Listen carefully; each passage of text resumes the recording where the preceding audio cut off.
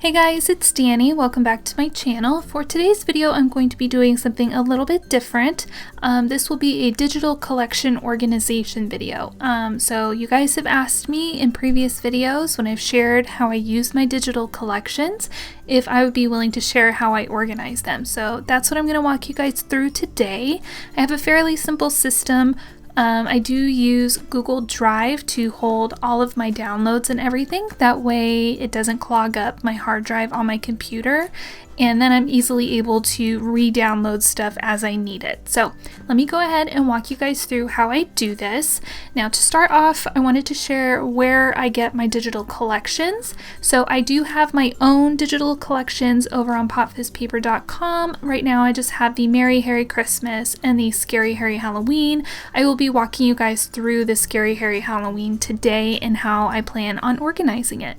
I also really love Serena's shop over at Papercrafting. She had some really great collections. They're super fun, very much her. I love them so much. So if you've not checked out her shop, go ahead and do so. She inspires me so much, so I'm so happy to support her shop. Plus, it's just really great to support small businesses in general. The other place that I like to get digital downloads, of course, is Etsy. Sometimes, not very often though, that's pretty rare for me, but I also do enjoy finding digital collections over on AC Digitals. So this is the digital branch of American Crafts. So they have Amy Tan, Maggie Holmes, all those people over here. So you can get like collection packs, and AC Digitals is pretty good about putting up digital collections. Like you can see here, the Amy Tan Shine On is now available, and that just came out maybe like a month ago in physical form. So that's pretty cool. So you don't have to wait too long, which is nice. But today, like I mentioned, I'm going to be sharing how I will organize the Scary Harry Halloween digital collection. So I already saved this image to use as kind of a preview, which I'll talk about more later. So to save a copy of this image right here, which I will be needing later, I'm just going to right click on it, save image as, and then I'm just going to put Scary Harry preview. And I do have a folder here on my computer called Digital Collection. So this is where I drop all of the current ones that I'm currently working with. And since I'm starting to prepare for Creepy Crafty Days and I will be using the Scary Harry during that time, I'm going to go ahead and drop it into this Digital Collections folder as well. So now you can see I have it right here, and I already have downloaded the whole collection as well. If you guys purchase this from me, you will get an automatic download email. There should be a link in there that you can click and then be able to download the collection. So just pretend I've already done that, and I have the downloaded zip file right here. So at this point, what I will do is unzip the collection file, zip folder.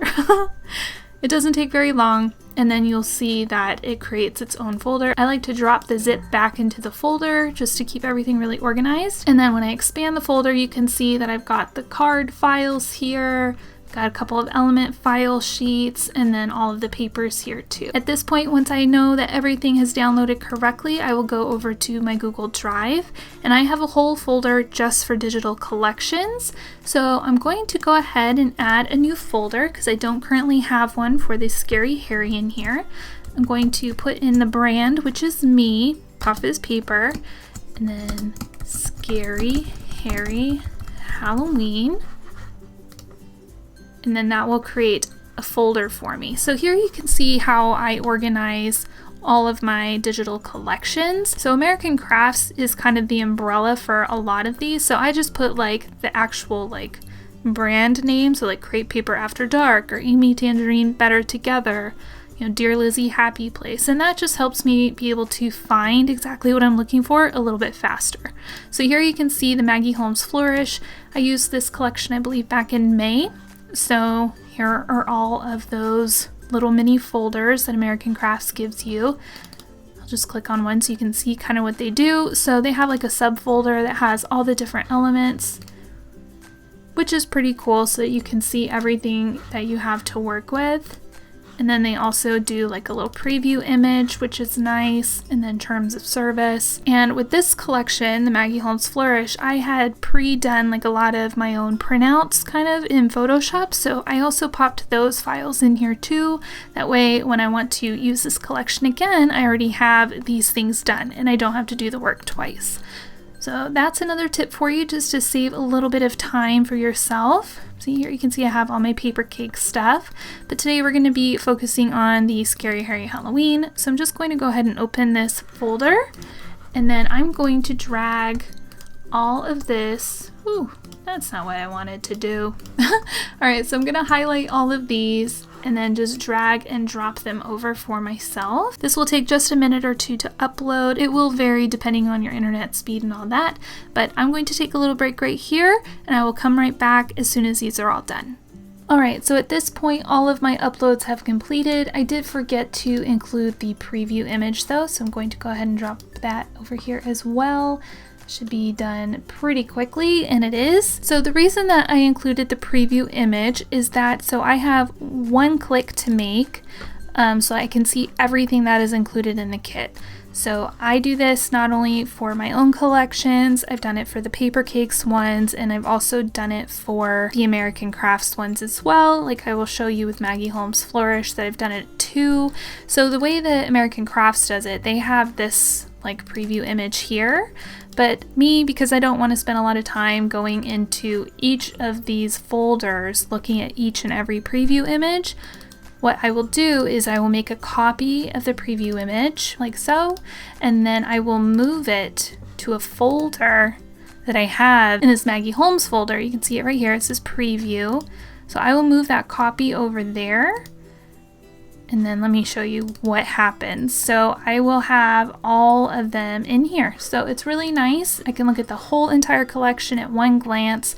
If there's something that pops out to me, like say this little deer is really cute, right? So that one is in Element Pack 2. So I know exactly where to find it. So I can go to Element Pack 2 and then I'll be able to find the little deer guy. So that's how I organize things. There he is. He's so cute.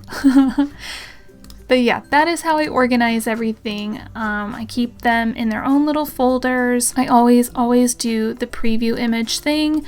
I just find that it helps me avoid having to go into each of these individual folders and like look for what I am looking for.